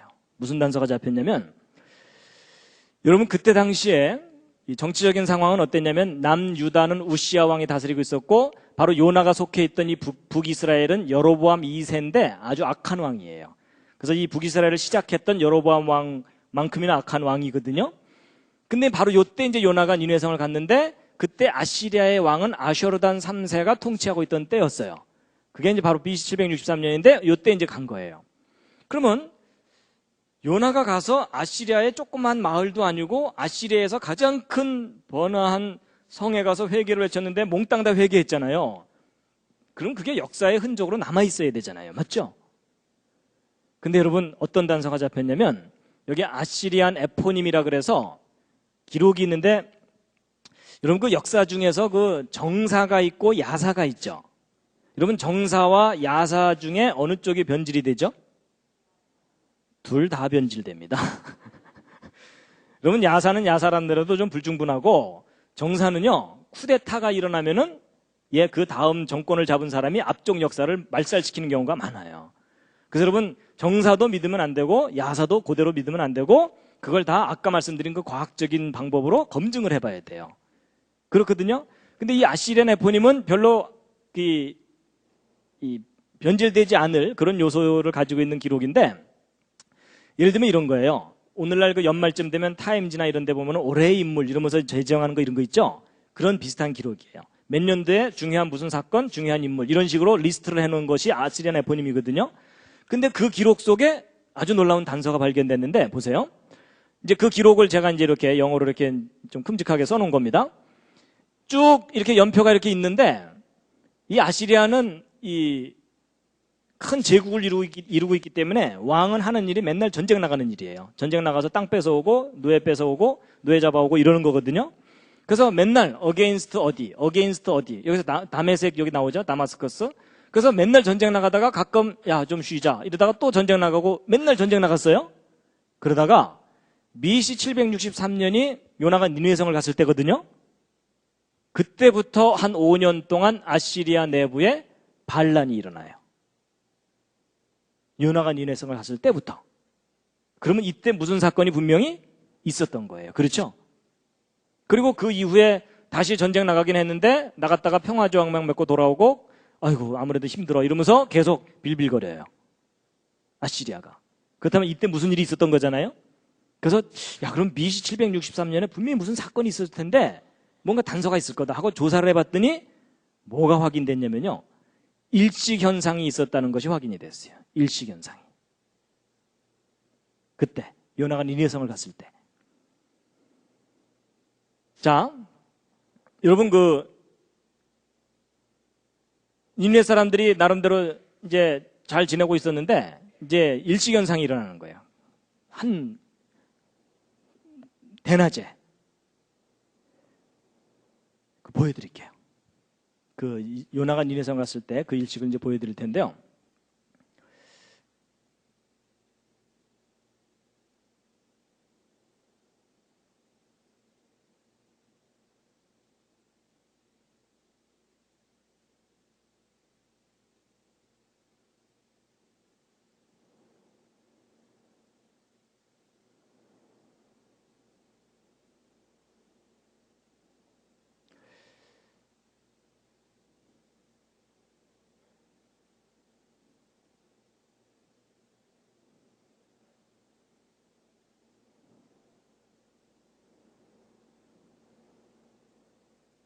예.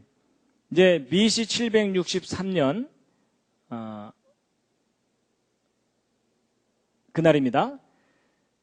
이제 오전에 일식이 일어나는데요. 아마도 요나는 그 전날쯤 니느웨성에 이제 지나가면서 망한다 이놈들아 이러면서 지나간 거예요.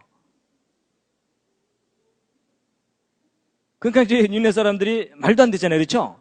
저놈 잡아들여라 이러는데 너무 빨리 도망갔고 이제 못 잡아갖고 그래서 이제 제가 그냥 상황을 대충 이렇게 분위기를 설명드리면 이런 거예요. 그래서 별 미친놈 다 보겠네 이러면서 이제 왔어요.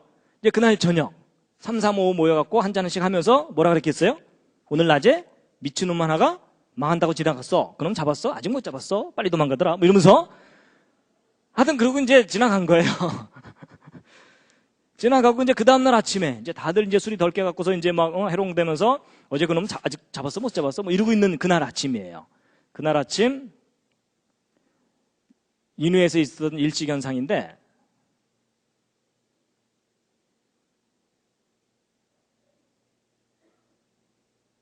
여덟 시 9시 쯤입니다. 예. 여러분 보시면 요 아까 이 해하고 달이 가까이 이렇게 있죠? 가까이 있는데 이제 요때부터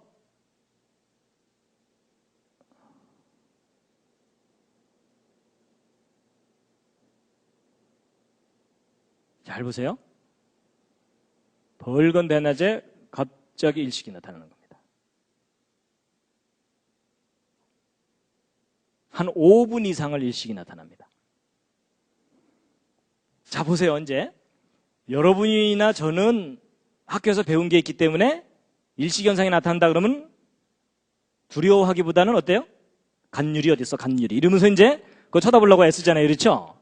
근데 여러분 저때 당시에는 우상 숭배하던 사람들이에요. 그렇죠? 더군다나 태양을 신으로 섬기던 그 사람들이거든요. 일식현상이 일어나면은 그게 무슨 의미겠어요? 신이 노한 거예요. 그렇죠? 더군다나 이때 이제 무슨 일이 있었냐면 잘 보세요. 여러분 일식현상이 일어났던 요 장면 잘 보세요.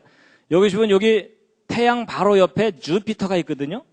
주피터가 태양계 9개 행성 중에 제일 큰 행성인데 밝아요. 근데 주피터가 뜻이 뭐죠? 그리스 로마 신화에 나오는 제우스예요. 신들의 왕이거든요. 그래서 저 행성은 크기도 제일 크기도 하지만 뜻도 왕을 상징하는 이름을 갖고 있기 때문에 저 목성은 예로부터 왕을 상징하는 별이에요. 그래서 왕의 운명을 점칠 때 저 별을 연구했어요. 근데 바로 일식이 일어나는 그 바로 옆에 왕을 상징하는 행성이 그 옆에 딱 있는 거예요. 그럼 여러분 일찍 일어나면 신이 노한 거잖아요. 신이 노하면 민심이 흉흉해져요. 맞죠? 더군다나 아시리아라는 제국은 다민족 국가예요. 워낙 많은 사람들을 이제 제국을 넓혀놨기 때문에. 그럼 다민족 국가면은 정적들이 많아요. 그럼 언제라도 쿠데타가 일어날 가능성이 있거든요. 그러면 이 정치적인 반대 세력은 바로 저런 기회를 놓치지 않습니다. 신이 노했다, 왕을 상징하는 벽 그 옆에 있다, 왕의 운명이 끝난 거예요. 그럼 반란을 일으켜서 얼마든지 왕을 살해하고 다시 정권을 잡을 수가 있거든요. 그러면 근데 이제 문제가 뭐냐면 저게 그냥 일어난 게 아니라 바로 전날 어느 미친놈 하나가 뭐라고 하고 지나갔어요? 40일 지나면 망한다고 지나갔잖아요. 그렇죠? 그 말이 괜한 소리가 아닌 것처럼 들리는 거예요. 그렇죠? 상황이 이제 짐작이 가시죠?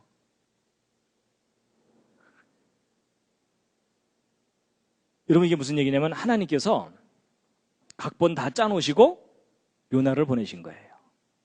여러분 이 일시현상이 이때 정확하게 일어나게 하려면 이거 언제부터 계획되어 있어야 될 것 같습니까? 잘 생각해 보시면 창조 때부터예요. 맞죠? 그렇죠? 막 목성 저쪽에 있는데 야 잠깐 일로 와라. 내가 좀 필요하다. 이럴 수도 없고요. 그렇죠? 그럼 창조 때부터 계획되신 거예요. 그러니까 하나님께서 그러신 거예요. 야 내가 각본 다 짜놨으니까 너 좀 가줄래? 이랬더니 도망가는 거예요. 그렇죠? 그래서 여러분 도망가는 거 잡아오느라고 시간 소모했죠? 그러니까 사실은 3일 길을 돌아다녀야 되는데 요나가 3일 길을 돌아다닐 시간이 없는 거예요. 내일이 D-Day인데 그렇죠? 상황이 이해가 가세요? 그러니까 요나가 그 상황을 알았는지 아니면 본인이 정말 가기 싫었는지 모르지만은 어쨌든 3일을 돌아야 되는데 하루만 지나가면서 망한다 이놈들 하면서 지나간 거예요. 근데 그 다음날 일시현상이 일어난 거예요. 이건 과학적으로 검증되는 사건이에요. 그러니까 여러분 저도 일식을 직접 보진 않았는데 제가 이 강의를 이제 미국에 가서 한번 집회를 한 적이 있었어요. 끝나고 나더니 어떤 분이 자기 경험을 얘기해 주시더라고요. 자기가 일식현상을 직접 겪었대요. 어느 날 아침에 뉴스에 일식현상이 있다는 뉴스가 나왔는데 그 뉴스를 못 들은 거예요. 못 듣고서 자동차를 몰고 하이웨이를 가고 있는데 갑자기 일식이 나타났다는 거예요. 갑자기 밝았던 부분에 태양이 어두워지면서 깜깜해지더래요. 근데 이분이 꽤 배운 분이고 그리고 신앙이 있는 분이었거든요. 그런데도 갑자기 일식이 나타나니까 공포감이 막 이 속에서 막 공포감이 드는데 막 두려움이 엄습을 하더라는 거예요. 그러니까 배웠고 이 신앙이 있는 분인데도 막 공포감이 드는데 우상숭배하던 사람들한테는요 절대적인 공포감이 들면서 집단 히스테리라 그러나요? 하여튼 그런 현상이 나타나는 거예요. 그러니까 막 민심이 흉해지고 난리가 나니까 차라리 왕도 여러분 그 정도 되면요 왕은요 자기가 회개하고 싶지 않아도 자기 정권을 유지하기 위해서라도 쇼라도 해야 돼요. 맞죠? 그래서 단식을 선포하고 회개하라 이렇게 되는 거란 거죠. 그래서 참 소설같이 여겨졌던 그 요나의 사건이 과학적으로 지금 검증된 그런 것을 이제 알려드리는 겁니다.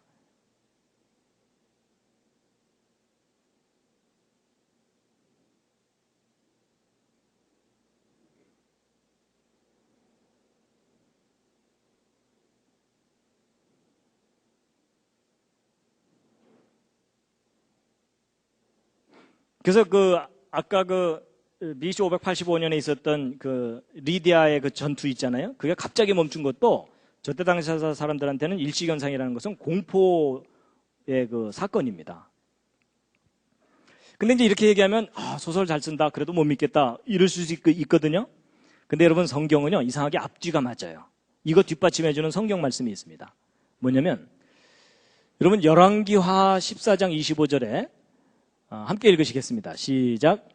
이스라엘 하나님 여호와께서 그 종 가드헤벨 아미떼의 아들 선지자 요나로 하신 말씀과 같이 여로보암이 이스라엘 지경을 회복하되 하맛 어귀에서부터 아라바 바다까지 하였으니 여러분 여로보암 왕이 이스라엘의 잃어버린 땅들을 다시 되찾았다는 거예요.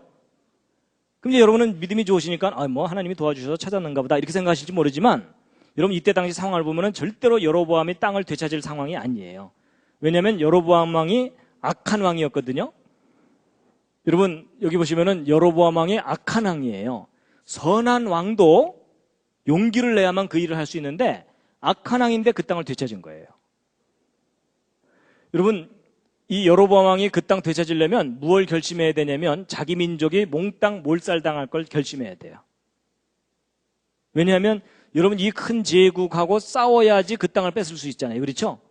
제정신이 아니곤 그 전쟁 못해요. 근데 여로보암 왕이 그 상황에서 뺏어왔잖아요. 그 얘기는 무슨 얘기냐면 요나가 니느웨성 갔을 때 그 사람들이 진짜 회개했기 때문에 아시리아 내부의 정치적인 상황이 어지러워진 거예요. 그러니까 이제 요나는 갔다 왔죠? 왕에게 보고했겠죠? 왕이시여 저놈들 지금 정신이 없나이다. 드디어 찬스가 왔나이다. 이렇게 된 거예요. 그래서 1년 동안 군대를 정비해서 그 잃어버린 땅들을 다 되찾아요. 그러니까 니느웨 사건이 안 일어났다면 그건 절대로 있을 수 있는 일이 아니에요.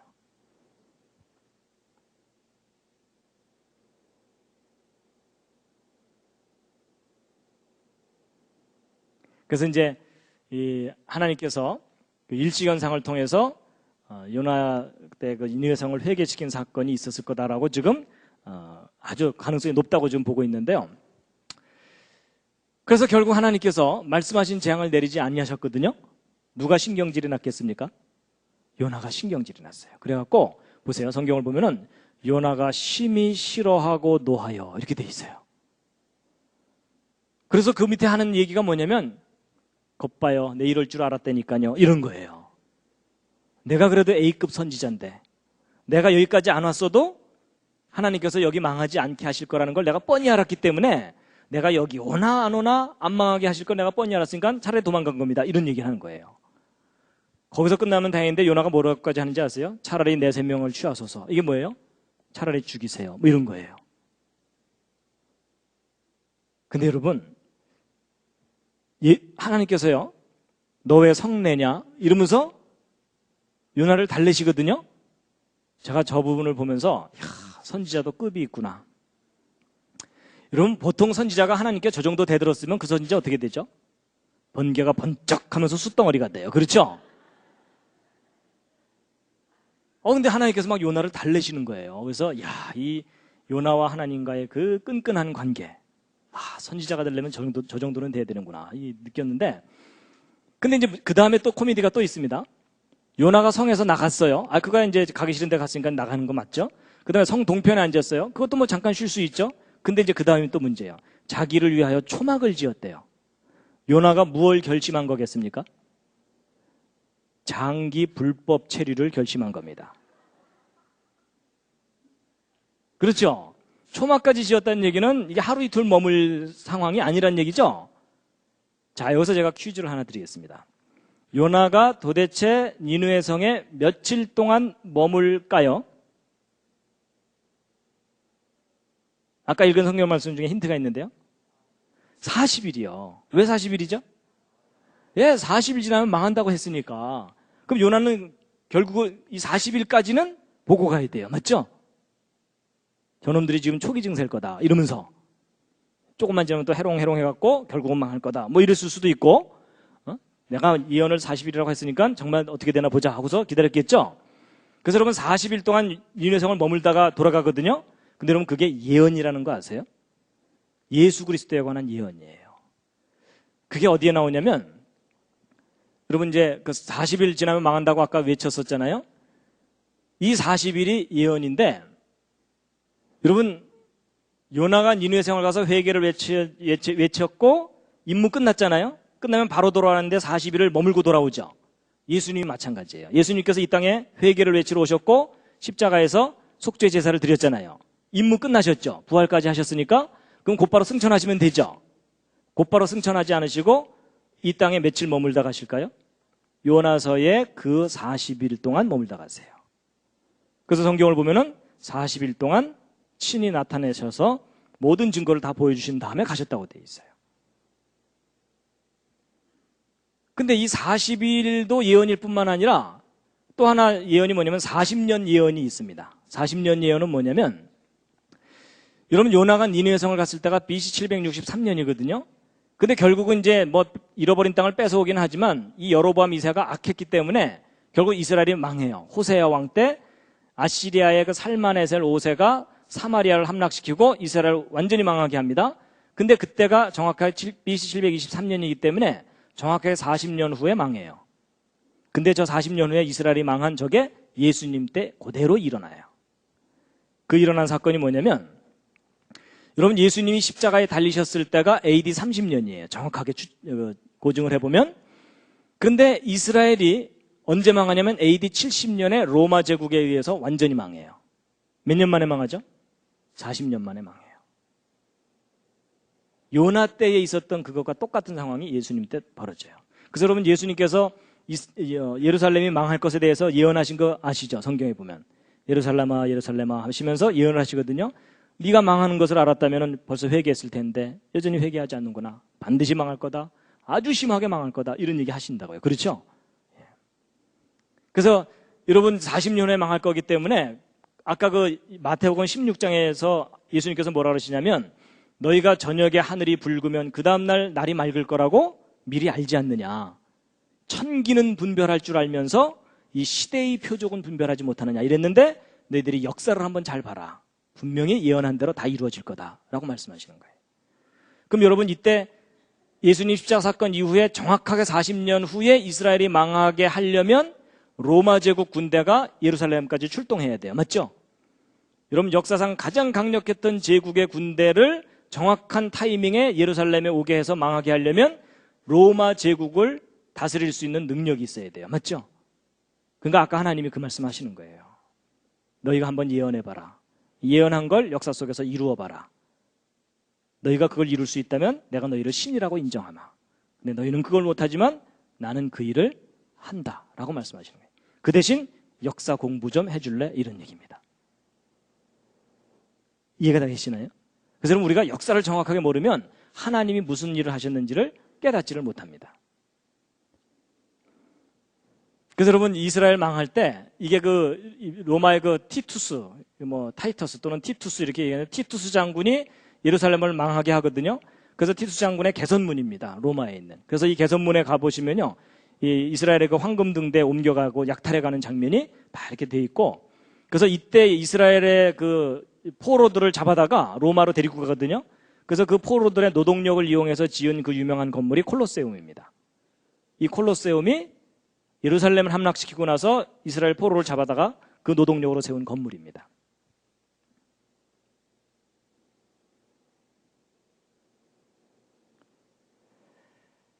자, 잠시 기지개를 한번 더 켜시겠습니다. 이제 거의 끝날 때가 가까웠습니다.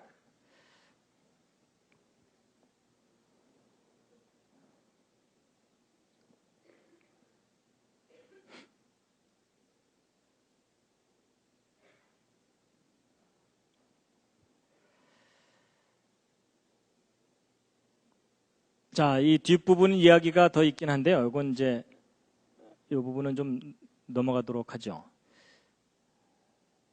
이제 마지막으로 그 요나의 기도에 대해서 이제 말씀을 드릴 텐데요. 오늘 제가 말씀드린 이 내용은 아직 기독교계에 그리 널리 퍼져 있는 내용이 아닙니다. 신학계에서도 아직 이런 내용에 대해서 널리 알려져 있지 않아요. 그래서 오늘 내용을 여러분이 믿으셔도 되고 안 믿으셔도 괜찮습니다.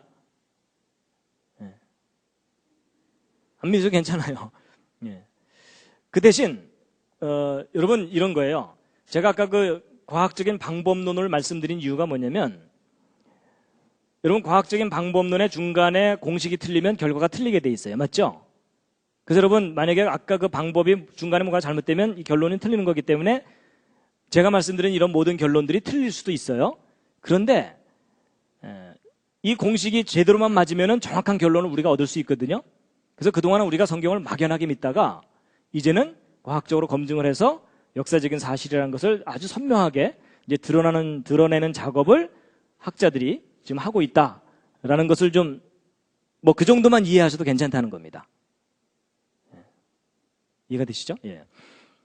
자, 이제 마지막으로 이제 요나서의 그 요나의 기도에 관한 건데요.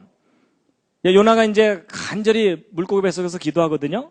이제 보통 사람들은 이제 그 부분을 읽으면은 야, 요나가 이제 뭐 꽤나 다급했구나. 엄청나게 기도하는군. 이런 생각만 보통 하게 됩니다.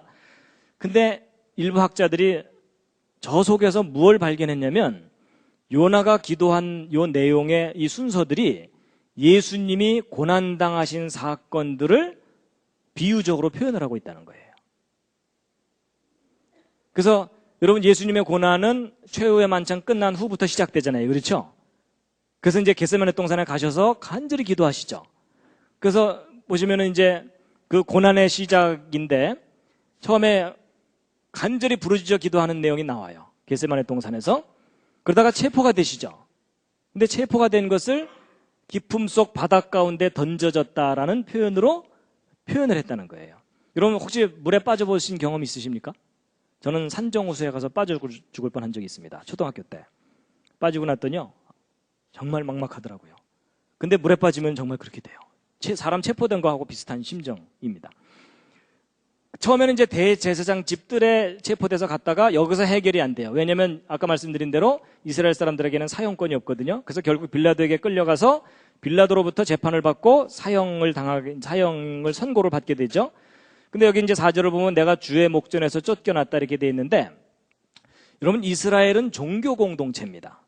그래서 이스라엘 민족에게서 쫓겨났다는 얘기는 곧 누구에게 쫓겨났다는 것과 똑같아요? 하나님께로부터 쫓겨났다는 것과 똑같은 의미입니다. 그래서 주의 목전에서 쫓겨난 것이 바로 이스라엘에게서 쫓겨나서 이제 로마의 그 총독에게 이제 재판을 받는 거다라고 표현했다고 보고 있고요. 그 다음에 이제 물이 나를 둘렀고 기품이 나를 내었고 바다풀이 내 머리를 썼다는 것은 예수님께서 조롱당하시고 고난당하시는 홍포와 가시면류관을 표현한 것이다라고 보고 있고요. 그 다음에 내가 산의 뿌리까지 내려갔다. 이것은 이제 무덤 속에 들어가신 예수를 상징적으로 표현한 것이다. 그리고 주께서 내 생명을 구덩이에서 건지셨다는 것은 부활하신 것에 대한 표현이고요. 그러니까 예수님의 고난받으시고 부활하신 내용이 순서대로 이렇게 비유적으로 표현되어 있다는 겁니다. 그리고 이제 내 기도가 주께 이르렀다는 얘기는 기도의 응답을 받으신 것이고요. 저건 뭐냐면요.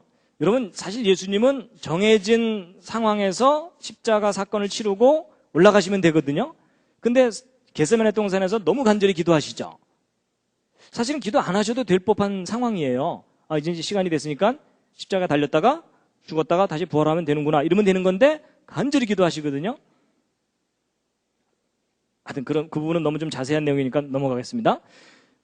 그 다음에 이제 8절에 보면은 무릇 거짓되고 헛된 것을 숭상하는 자는 자기에게 베푸신 은혜를 버렸사오나 이것은 이제 깊이 생각하다가 이것은 구원을 거절한 유대인들에 대한 표현이 아니겠느냐라고 이제 보고 있는데 자 9절이 이제 제일 중요합니다. 함께 읽으시겠습니다. 시작. 나는 감사하는 목소리로 주께 제사를 드리며 나의 서원을 주께 갚겠나이다. 구원은 여호와께로서 말미암나이다 하니라. 자, 이 마지막 부분이 정말 중요한데요. 제사 드릴 겁니다. 맹세합니다. 그리고 구원은 여호와께로서 말미암나이다 이렇게 됐는데 이게 뭐냐면 이 윗부분은 제사를 맹세하는 거예요. 그렇죠? 그리고 이제 여기 구원은 여호와께로서 말미암나이다라는 저 문장을 한 단어로 줄이면 그게 뭘까요? 짐작하시겠어요? 저 문장을 한 단어로 줄이면 그게 뭐냐면요. 그게 바로 예수입니다. 여러분 예수라는 이름의 뜻이 뭐냐면 오직 구원은 창조자 하나님으로부터 온다라는 뜻이에요. 그래서 여러분 예수를 믿는다는 말은 구원은 창조자 하나님으로부터 온다는 것을 믿는 거예요. 그래서 이 문장을 줄이면 예수잖아요. 그럼 이게 뭐냐면 이게 서명이에요. 자, 그래서 여러분 이 요나의 기도에서 무엇을 발견한 거냐면 내가 이러이러한 고난들을 당할 거다. 근데 이건 이제 스토리고 맨 마지막에 뭐냐면 맹세를 하시는 거예요. 내가 제사 지낼 거다, 맹세한다, 예수 이렇게 돼 있어요. 그럼 여러분 저 요나의 기도의 구조가 뭐냐면 맹세문이에요. 맹세문. 내가 이러한 고난을 당할 텐데 반드시 제사 드릴 거다, 맹세한다, 예수 이렇게 돼 있죠. 자, 그럼 저게 이제 무슨 뜻이냐면요. 이제 이걸 어느 정도 이해하셨으면 여러분 아까 그 마태복음 12장에 서기관과 바리새인들이 와가지고 법적으로 따지잖아요. 네가 메시아라는 증거가 뭐냐 내놔라 이랬죠. 그랬더니 예수님께서 뭐가 증거라고 말씀하셨어요? 요나의 표적밖에는 보여줄 표적이 없다 그랬거든요. 그럼 요나의 표적 속에 내가 메시아라는 결정적인 증거가 들어있다 그 얘기죠. 자, 그럼 보세요. 아까 읽은 말씀 중에 이사야서 41장을 보면은 나 여호와가 말한다. 너희 우상들 다 나와봐라. 그 대신 확실한 증거를 갖고 얘기하자 이러시죠. 자, 여러분 확실한 증거, 결정적인 증거는 예를 들면 이런 겁니다. 여러분 제가 여러분들한테 1인당 1억 원씩 꿨다고 치자고요. 조만간 갚겠습니다. 그리고 이제 중국에 가서 선교한다고 갔는데 도망갔어요. 그럼 여러분이 처음에는 뭐 이메일도 보내고 이러다가 드디어 이제 사람들을 보내서 저를 잡아올 거 아닙니까? 그래서 저를 잡아와서 이제 제가 꼬아간 돈 받아야 되잖아요. 근데 제가 이제 법정에서 잘 기억이 안 난다. 우리 교회라는 교회도 있었냐? 뭐 이러면서 제가 막 오리발을 막 내밀고 막 거짓 증인들을 막 세워요. 근데 제가 아무리 거짓 증인을 내세워도 여러분이 뭔가 하나만 법정에 제출하면 저는 유죄가 돼요. 근데 그게 뭘까요? 여러분 한두 푼도 아니고 1억 원씩을 꿨으면 제가 뭘 써줘야 돼요? 차용증서를 써줘야 되죠? 차용증서는 구조가 어떻게 되죠? 어떤 상황에서 어떻게 될 것인가를 설명해야 되고 맨 마지막에 뭘 해야 되죠? 아니 서명만 하면 안 돼요. 안 갚아도 됨 이렇게 하면 되나요? 서명만 했다고 되는 게 아니라 맨 마지막에 맹세를 해야 돼요. 제가 반드시 갚음, 맹세함, 그리고 뭘 해야 되죠? 김명현 이렇게 해야 돼요. 맞죠? 근데 그걸 써줬을 거 아니에요? 여러분이 그것만 딱 제출하면은 저는 그냥 유죄예요. 맞죠? 딴 증거가 필요가 없어요. 그럼 여러분 그 상황을 이해를 하신다면 바로 이게 이해가 되실 거예요. 내가 메시아라는 증거가 있다. 요나의 표적이 내가 메시아라는 유일한 증거다. 그 대신 자세히 한번 들여다봐라. 그 속에 내가 이 온 백성을 위해서 제사를 지내겠다는 맹세문이 그 속에 들어있다. 그 맹세문이 내가 메시아라는 결정적인 증거다. 내가 요나라는 선지자를 통해서 그 맹세문을 미리 작성해놨고 그 맹세를 이루기 위해서 이 땅에 온 메시아다 라고 말씀하시는 거라는 거예요. 앞뒤 상황이 그래요. 그러니까 예수님께서 대충 오신 게 아니라 맹세문 작성하고 이 땅에 오셨다는 얘기예요. 멋있는 분입니다. 저 같으면 맹세 안 합니다. 대충 내려왔다가 아플 것 같은데 다시 올라갔다 나중에 오자 이럴 거예요. 그렇죠? 근데 예수님께서는 맹세를 하셨어요. 그래가지고요, 여러분 겟세마네 동산에서 예수님이 왜 그렇게 간절히 기도하셨는지 이해가 되더라고요. 왜냐하면 여러분 예수님께서 이 땅에 오셔서 무슨 말씀하시냐면 너희들에게는 너희들의 때가 임의로 있지만 내 때는 정해져 있다 이 얘기하시죠. 그래서 여러분 예수님께서 이상한 행동들을 많이 보이세요.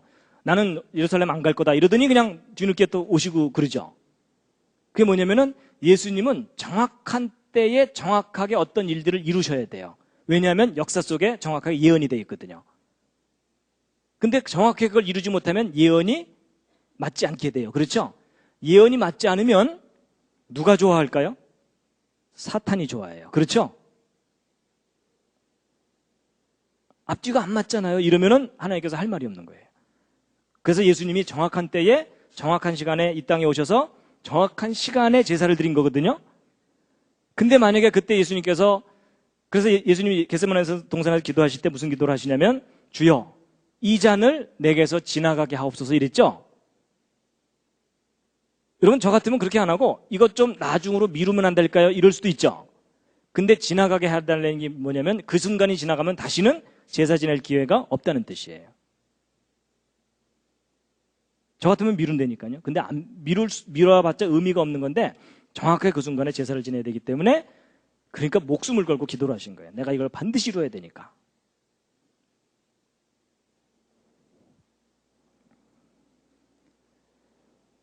그래서 이제 오늘 쭉 말씀드린 이제 결론이 뭐냐면 우리 여호와 하나님께서 참 신이시라는 객관적인 증거가 뭐냐면 뭐라고요?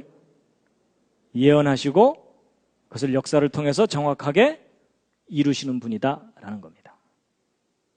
그러니까 여러분이나 저나 얼떨결에 믿고 있었는데 제대로 믿고 있다 이 뜻입니다. 자, 그래서 여러분 왜 여호와 하나님이 유일한 신이시라고요? 정답은 예언과 역사입니다. 그리고 왜 나사렛 예수가 유일한 메시아이시죠? 거기에 대한 정답은 요점이 뭐냐면 요나의 표적이에요. 근데 요나의 표적이 어떻게 됐다는 얘기냐? 그 중에 제일 중요한 핵심이 뭐라고요? 요나의 기도. 그 기도 속에 뭐가 들어있다고요? 예수 그리스도의 제사에 대한 맹세문이 기록되어 있고 그 맹세를 이루기 위해서 오신 분이 2000년 전에 나사렛 예수이셨다라는 겁니다. 그래서 정확하게 예언된 시간에 정확하게 그 예언을 이루신 분이라는 거예요. 그래서 요나 때의 그 정치적인 상황에 의해서 요나가 니느웨성을 간다면 40년 후에 망하잖아요. 그렇죠? 그런 것처럼 이스라엘이 망하기 40년 전에 오셨던 분이 예수 그리스도시라는 겁니다.